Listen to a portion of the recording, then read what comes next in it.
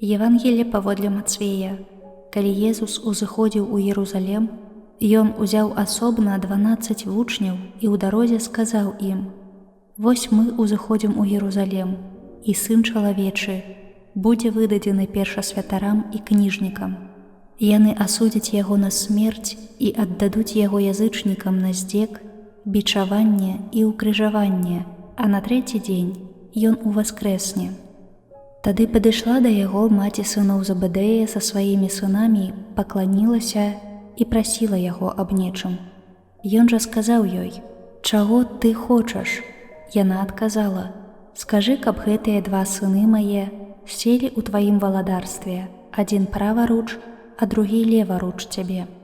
Езус сказаў у адказ: «Не ведаеце, аб чым просіце?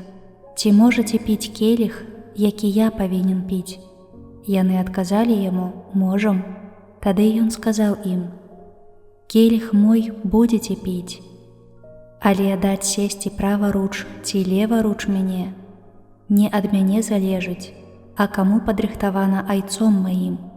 І пачуўшы 10 вучняў абурыліся на 2 братоў, а Езус, паклікаўшы іх, сказаў: «Вы ведаеце, што кіраўнікі народаў пануюць над імі і вельможы маюць уладу над імі. Але не так хай будзе сярод вас. Хто хоча быць большым сярод вас, няхай будзе вам слугою. І хто хоча сярод вас быць першым, няхай будзе вашым нявольнікам.